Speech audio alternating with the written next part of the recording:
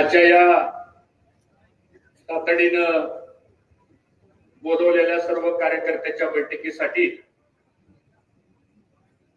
उपस्थित असलेले या व्यासपीठावर ऍडव्होकेट शरद जामदार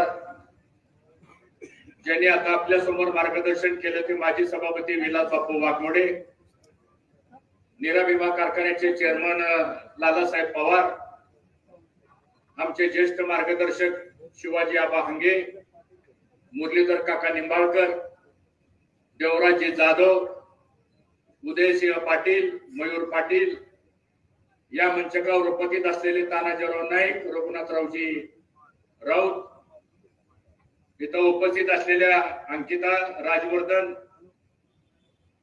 आणि सगळ्यांची नावं घेणं शक्य नाही, पण गेले 2 महिने झालं विकास आघाडी म्हणून जे आमच्या युवकांनी या तालुक्यामध्ये जे रान पेटवलं ते सगळे विकास आघाडीचे उपस्थित सर्व आमचे युवक सहकारी तालुक्यातून नुसत्या निरोपावर काल संध्याकाळी 6 वाजता आपल्याला निरोप मिळाला की उद्या सकाळी 10 वाजता आपल्याला दूध संघाच्या परिसरामध्ये जमायचंय आणि फक्त नुसत्या निरोपावर एवढ्या हजारोच्या संख्येनं आलेले सर्व निष्ठावान, प्रामाणिक, जिद्द बाळगणारे आणि तत्वानं निष्ठेनं वागणारे आणि एखादा निर्णय घेतला तर त्या निर्णयाच्या मागे ठाम उभा राहणारे समोर उपस्थित सर्व बंधू भगिनी, सर्व युवक सहकारी मित्र आणि मोठ्या संख्येने आलेले आमचे सगळे पत्रकार बंधू भगिनी आणि माझ्या युवा मित्रांनो, मी आपला जास्त वेळ घेणार नाही कारण 2-3 विषय करता आपण एकत्र जमलेलो. आज सुरुवातीला इथं उल्लेख केला पाहिजे, कैलासवासी भाऊंच्या प्रतिमेला या ठिकाणी अभिवादन करतो, कैलासवासी घोलप साहेबांच्या प्रतिमेला अभिवादन करतो आणि ह्या आपल्या 2 नेत्यानं या इंदापूर तालुक्यामध्ये एक राजकारणाची एक दिशा ठरवली. या 2 नेतृत्वानं या इंदापूर तालुक्यामध्ये सामाजिक चळवळ उभा केली. भाऊंच्या विचारानं या इंदापूर तालुक्यामध्ये एक स्वाभिमानी कार्यकर्ता निर्माण करण्याचा प्रयत्न केला आणि तोच वारसा मित्रांनो तुम्ही आम्ही सर्वांनी गेले 70-75 वर्ष तुम्ही आम्ही सर्वांनी या ठिकाणी पार पाडलेला आहे. हा इंदापूर तालुका स्वाभिमानी आहे. हा इंदापूर तालुका अन्याय सहन न करणारा तालुका आहे आणि हा इंदापूर तालुका योग्य दिशेनं वाटचाल करणाराही हा इंदापूर तालुका आहे. हे मी काय वेगळं सांगण्याची मित्रांनो माझी या ठिकाणी आवश्यकता नाही आणि म्हणून आज आपण 2 गोष्टी करता या ठिकाणी आपल्याला बोलवलेलं आहे. एक तर उद्याच्या विधानसभेच्या निवडणुकीच्या संदर्भामध्ये काय निर्णय घ्यायचा, पक्षाच्या बाबतीतला काय निर्णय घ्यायचा आणि त्यानंतरच्या पुढच्या निवडणुकीची रणनीतीच्या बाबतीमध्ये आपण काय ठरवायचं यासाठी आपल्या सर्वांना आज या ठिकाणी बोलवलं. आपण एवढ्या प्रचंड संख्येने आला याबद्दल अंतःकरणापासून मनापासून आपल्या सगळ्यांचं मनापासून स्वागत करतो, आपल्या मनाचं अभिनंदन करतो. मित्रांनो 2 महिने झाला आपण तालुक्यामध्ये फिरतोय. जिल्हा परिषद व्हायला आपल्या बैठका चालू आहेत, गावगावच्या आपल्या बैठका चालू आहेत, विविध कार्यक्रमाच्या निमित्तानं आपण एकत्र जमतोय आणि या सगळ्या बैठकांच्या माध्यमातून सगळ्या तालुक्यातल्या जनतेचा एकच आवाज आहे की भाऊ आपल्याला निवडणूक लढवावी लागेल. मला तुम्हाला 2 प्रश्न विचारायचे. आज आपल्याला अंतिम निर्णय घ्यायचा आहे आपल्याला का नाही घ्यायचा निर्णय? आपल्याला निर्णय घ्यायचा आहे का नाही घ्यायचा? जरा मोठ्यानं सांगा, घ्यायचा आहे का नाही घ्यायचा आहे? आणि मग आपल्याला जर निर्णय घ्यायचा असेल तर आपल्याला विधानसभेच्या निवडणुकीच्या संदर्भामध्ये काल राष्ट्रवादी काँग्रेस पक्षाचे ज्येष्ठ नेते आदरणीय पवार साहेबांनी मला काल बोलवलं आणि काल 12:30 वाजता सिल्वर ओकला त्यांची आणि माझी बैठक झाली आणि त्या बैठकीमध्ये भागवत इकडे त्या बैठकीमध्ये सविस्तर चर्चा झाली आणि पवार साहेब मला म्हणाले की हर्षवर्धन, तुमच्या तालुक्यातल्या बऱ्याच लोकांचा आग्रह आहे की तुम्ही विधानसभेची निवडणूक लढवा.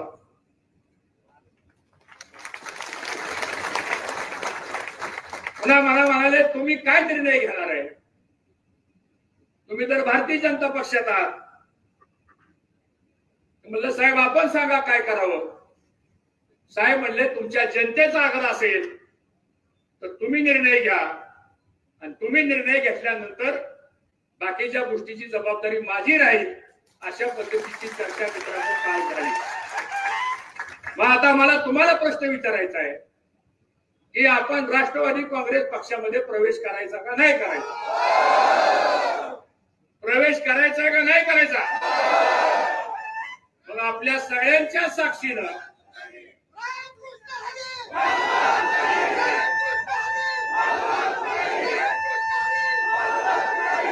मग आज तुमच्या सर्वांच्या साक्षीनं आपली हा कार्यक्रम झाल्यानंतर सगळे पत्रकार आलेले आहेत. त्या पत्रकारांच्या बरोबर एक पत्रकार परिषद होईल आणि तुमच्या ज्या भावना आहेत त्या भावनेचा आदर ठेवून निर्णय घेतला जाईल हे मी आपल्या सर्वांना सांगतो.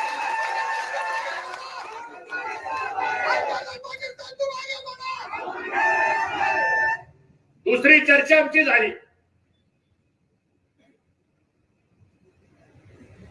की त्यांना भेटण्याच्या अगोदर मी मागच्या 4 दिवसापूर्वी उपमुख्यमंत्री देवेंद्र फडणवीस साहेबांना सुद्धा भेटलो. रात्रीची त्यांनी वेळ दिली. 1.5-2 तास त्यांची आणि माझी सविस्तर चर्चा झाली. त्यांनी काय प्रस्ताव माझ्या समोर ठेवले, त्यांनी काय भूमिका माझ्या समोर मांडली, मी पण माझी भूमिका त्यांच्या समोर मांडली आणि त्यांनी मांडलेल्या भूमिकेवर, मी मांडलेल्या भूमिकेवर 2 महिन्यामध्ये तुम्ही माझ्याकडे धरलेला आग्रह, त्या बाबतीतली भूमिका, या सगळ्या प्रश्नांच्या बाबतीमध्ये माझी आणि देवेंद्र फडणवीस साहेबांची सविस्तर चर्चा झाली. आणि मग मी त्यांना सांगितलं, साहेब मला आता माझ्या तालुक्यातल्या कार्यकर्त्याचा आग्रह आहे, त्या आग्रहाच्या विरोधामध्ये मला जाता येणार नाही. कारण ज्या तालुक्यातल्या माझ्या कार्यकर्त्यानं गेले 10 वर्ष एवढा संघर्ष केलाय माझ्यासाठी, एवढा त्रास सहन केलाय माझ्यासाठी, एवढा अन्याय सहन केलाय माझ्यासाठी, पण त्या सामान्यातल्या सामान्य माणसाला सुद्धा मी फडणवीस साहेबांना सांगितलं, साहेब त्यांनी माझी साथ सोडली नाही.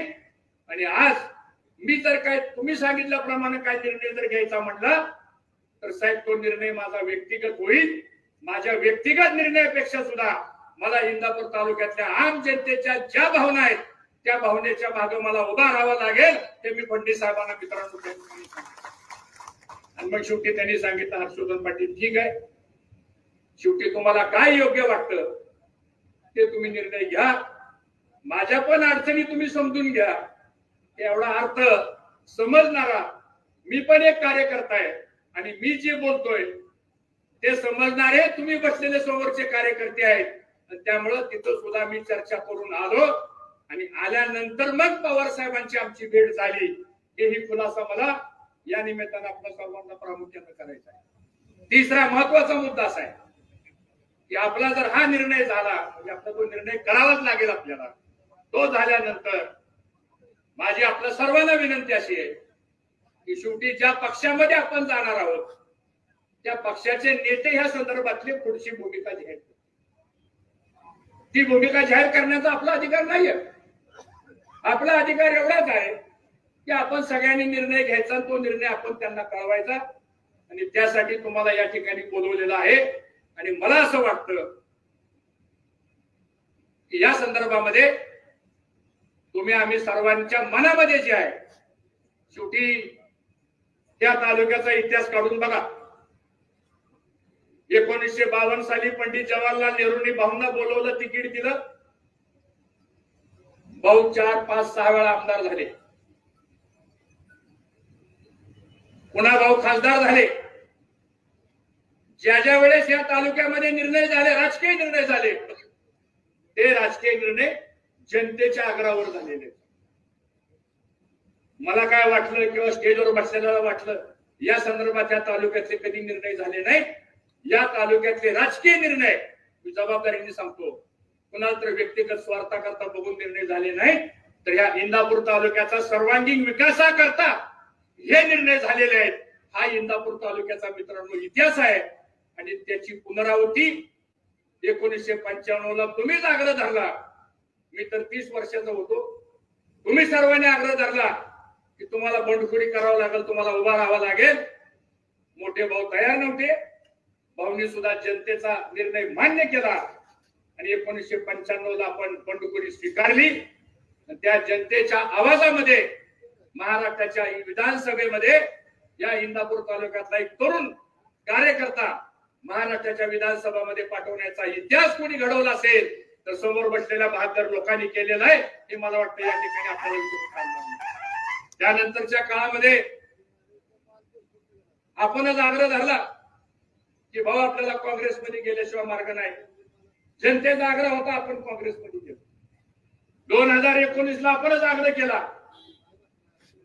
की आपल्याला तिकीट काय मिळत नाही, आता आपल्याला निर्णय घ्यावा लागेल आपल्याला.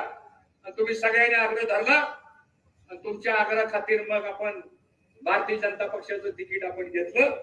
दुर्दैवानं निवडणूक आपण जिंकता हारलो आणि फक्त 1500 मतानं दुर्दैवाने ह्या इंदापूर तालुक्याला अपयश पाहावं लागलं. ती खतखत प्रत्येकाच्या मनामध्ये आहे. 2014 ची पराभवाची खतखत आपल्या मनामध्ये आहे. आणि या 10 वर्षामध्ये जो म्हणून अन्याय झाला, गावागावामध्ये जो राडा झाला, समाजामध्ये जी तेढ निर्माण झाली आणि प्रशासन हे मदत करण्याच्या ऐवजी पुन्हा तरी सांगण्यावरनं तुम्हाला सर्वांना जो त्रास झाला, त्यातून मित्रांनो हा उद्रेक जो आहे तो आज आपल्या सगळ्यांच्या पुढे आलेला आहे. आणि म्हणून आज तुम्ही म्हणताय की भाऊ आपल्याला निर्णय बदलावा लागेल. मला असं वाटतं पक्षापेक्षा नेत्यापेक्षा सुद्धा लोकशाहीमध्ये जनता श्रेष्ठ आहे आणि जनता जे सांगेल तो निर्णय राज्यकर्त्यांना घ्यावा लागतो. अशा प्रकारचा इतिहास हा इंदापूर तालुक्याचा मित्रांनो आपण पाहिलेला आहे. आणि म्हणून मी अधिक भाष्य काय करणार नाही. माझी आपल्याला 2 गोष्टीची एक विनंती आहे. आपल्याला कुणाबद्दल काय वाईट बोलायचं, तुम्ही सुद्धा कुणाबद्दल काय वाईट बोलू नका. आपल्याला टीका करायची का वाईट बोलायचे का उद्याच्या भविष्यातला विजय मिळवायचा एवढं सांगा. मग काय मिळवायचंय? हे सगळं जर आपल्याला घडवायचं असेल तर सगळ्या गोष्टी संयमानं शांतपणानं आपण घ्या. या इंदापूर तालुक्यामध्ये 60 वर्ष आपण विजयही बघितलेला आहे आणि 10 वर्षाचा पराभवही बघितलेला आहे. या इंदापूर तालुक्यानं 35 वर्ष मंत्रिपदही बघितलेलं आहे, खासदारही भाऊच्या रूपानं बघितलेलं आहे. आणि तसं पाहिलं तर पवार साहेबांचं कुटुंब आणि आपल्या कुटुंबाचे व्यक्तिगत संबंध आहेत. राजकीय विषय वेगळे, व्यक्तिगत संबंध आहेत. मोठ्या भाऊच्या काळापासून जर आपण बघितलं तर व्यक्तिगत संबंध हे 6 दशकाचे आपले आहेत. आणि म्हणून राजकारणामध्ये प्रत्येकाचा निर्णय वेगवेगळ्या पद्धतीने त्या काळामध्ये झाले असतील, पण व्यक्तिगत संबंधांच्या बाबतीमध्ये सुद्धा कधी आपण टोकाची भूमिका घेतली नाही. कारण आपण संस्कारातनं वाढलेली माणसं आहोत, आपण सुसंस्कृत पद्धतीने वाढलेली माणसं आहोत. आणि म्हणून कुणावरही टीका करू नका, कुणाला काय बोलू नका, कुठल्या या विषयावर चर्चा करू नका, अंदाजपंचे काही सोशल मीडियावरती काही लिहू नका. जे व्हायचंय ते सगळं व्यवस्थित होईल.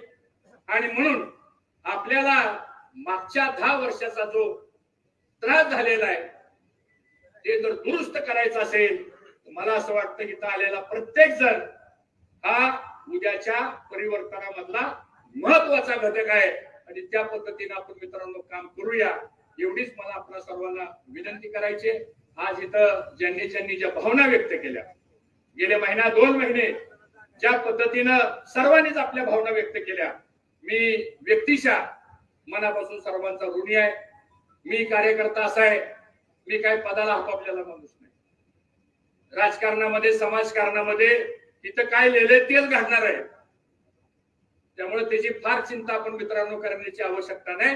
पण एक गोष्ट मात्र मी आपल्याला ग्वाही देतो, येणाऱ्या पुढच्या काळामध्ये इंदापूर तालुक्याचा वनवास, राजकीय वनवास हा संपुटात आल्याशिवाय राहणार नाही आणि एक नव्यानं विकासाचं पर्व सुद्धा या तालुक्यामध्ये आपण निर्माण केल्याशिवाय राहणार नाही. एवढीच भूमिका मी आपल्या सर्वांच्या माध्यमातून या ठिकाणी घेऊ इच्छितो. पुन्हा एकदा आपण आल्यानंतर बरीच लोक आज काही येऊ शकले नाहीत. गावागावामध्ये गेल्यानंतर मला असं वाटतं की त्याही माणसांशी संपर्क आपला राहिला पाहिजे, त्याही लोकांशी आपण बोललं पाहिजे आणि जो काही निर्णय जाहीर करायचा असतो म्हणजे आपला रोल फक्त त्यांच्या पक्षामध्ये प्रवेश करणं हा आपला रोल आहे, बाकीचा रोल आपला नाहीये. त्यांच्या पक्षात प्रवेश करताना मग तारीख कोणती असेल, पुढचं काय होणार आहे हे बोलण्याचा आपला अधिकार नाही. त्यामुळे आपल्या सगळ्यांचा एवढाच मुद्दा आहे की आपल्याला त्या पक्षात जायचंय. मी पुन्हा विचारतो, आपल्याला त्या पक्षात जायचंय का? एकदा हात वर करून सांगा, जायचंय का? आपल्या सगळ्यांच्या मनाप्रमाणे मी आता पत्रकार परिषद घेऊन या संदर्भातली भूमिका स्पष्ट करतो आणि त्यानंतर जी काही तारीख आणि जो काही निर्णय या पक्षाचे जे प्रमुख घेतील त्याचा तुम्हाला 2 मिनिटांमध्येच लगेच कळणार आहे. ते काही वेगळं सांगण्याची आवश्यकता नाही. पण एक मात्र पुन्हा मला सांगायचंय की उद्या काय जरी झालं तरी 2 वेळच्या निवडणुकीचा जो अनुभव आपल्याला आलेला आहे त्या अनुभव मात्र जमेत धरला पाहिजे. आणि काय जरी झालं तरी पुन्हा तिसऱ्यांदा उद्या आपल्याला लढाईची वेळ आल्यानंतर आपण कुठं कमी पडता कामा नाही, एवढी मात्र खबरदारी मला असं वाटतं तुम्ही सर्वांनी घेण्याची आवश्यकता आहे. एवढंच मला या ठिकाणी सांगायचंय. खरंच मी स्वतःला धन्यवाद समजतो. मुरली काका, माणसं पद असताना बरोबर राहत नाहीत, माणसं मोठमोठी पद असताना सुद्धा बरोबर राहत नाहीत. पण आज 10 वर्ष झालं माझ्यासारखा एक सामान्य कार्यकर्ता कुठलंही वैधानिक पद नसताना सुद्धा आज हजारो लाखोच्या संख्येनं माणसं एका छत्राखाली राहतात.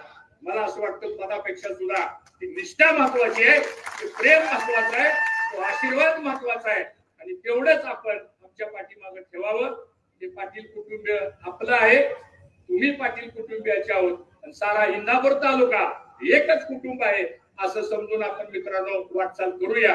एवढंच आवाहन करतो. आपल्या सर्वांचं स्वागत करतो आणि माझी विनंती आहे की हे झाल्यानंतर कृपा करून आज गर्दी कुणी करू नका, कारण बरेचसे पत्रकार मित्र आमचे आलेले आहेत.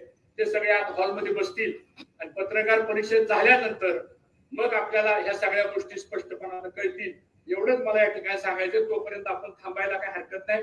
5-10 मिनिटांमध्ये आजचा विषय संपेल आणि मग आपल्याला या ठिकाणी येऊन पुढचं काय नियोजन करायचंय, कसं करायचंय या संदर्भातली भूमिका आपण जाहीर करू. एवढंच सांगतो. आपल्या सर्वांचं अभिनंदन करतो. जय हिंद, जय महाराष्ट्र.